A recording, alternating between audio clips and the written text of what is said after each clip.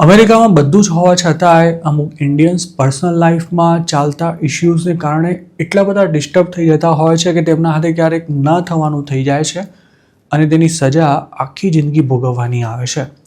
યુએસમાં પેડિયાટ્રિશિયન તરીકે પ્રેક્ટિસ કરતી ડૉક્ટર નેહા ગુપ્તા સાથે પણ કંઈક આવું જ થયું હતું. નેહા ડિવોર્સી છે અને 4 વર્ષની દીકરીની શેરિંગ કસ્ટડી તે ધરાવતી હતી. જોકે ડિવોર્સ બાદ તે માનસિક રીતે એ હદે વ્યથિત થઈ ચૂકી હતી કે જૂન 2025માં તેણે પોતાની ફૂલ જેવી દીકરીની હત્યા કરી નાખી હતી અને કદાચ તેની બોડીને સ્વિમિંગ પુલમાં ફેંકી દઈ એવો દાવો કર્યો હતો કે બાળકી રમતા રમતા પુલમાં પડી જવાથી મોતને ભેટી છે. નેહા ગુપ્તાએ જૂન 27, 2025ના રોજ આ ગુનાને અંજામ આપ્યો હતો અને હાલ પણ તે જેલમાં બંધ છે. નેહા તેની દીકરી આર્યા સાથે ફ્લોરિડામાં આવેલા એક રેન્ટલ હોમમાં ગઈ હતી જ્યાં સ્વિમિંગ પુલ પણ હતો. દીકરીની હત્યા કર્યા બાદ નેહાએ 911 પર ફોન કર્યો હતો જેનું રેકોર્ડિંગ તાજેતરમાં જ રિલીઝ કરવામાં આવ્યું છે. માયામી ડેડ શેરિફ ઓફિસના જણાવ્યા અનુસાર આરોપી નેહાએ પોલીસને એવું જણાવ્યું હતું કે અડધી રાતે દીકરી ઘરની બહાર નીકળી હતી અને પુલમાં પડી ગઈ હતી. નેહા દીકરી સાથે ઓક્લાહોમાથી ફ્લોરિડા આવી હતી. જૂન 27ની રાતે તેણે 911 પર ફોન કરીને એવું કહ્યું હતું કે પોતે દીકરીને પુલની બહાર કાઢવા માટે ઘણા પ્રયાસ કર્યા હતા.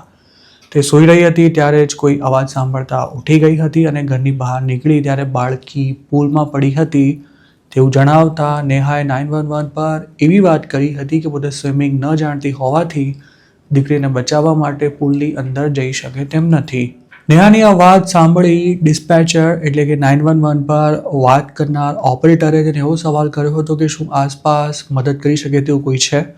તેના જવાબમાં નેહા એવું કહ્યું હતું કે અમારા 2 સિવાય અહીંયા કોઈ જ નથી અને મેં દીકરીને બહાર કાઢવાના તમામ પ્રયાસ કરી લીધા છે. ત્યારબાદ ડિસ્પેચર છોકરી ભાનમાં છે કે નહીં તેવું પૂછે છે અને નેહા તેને એવો જવાબ આપે છે કે તે પુલના તળિયે પડી છે અને જરા પણ હલનચલન નથી કરી રહી. ડિસ્પેચર નેહાને એવું પણ કહે છે કે ત્યાં આસપાસ પુલ સાફ કરવાની કોઈ સ્ટિક પડી હોય તો તેનાથી પણ છોકરીને બહાર કાઢી શકાશે.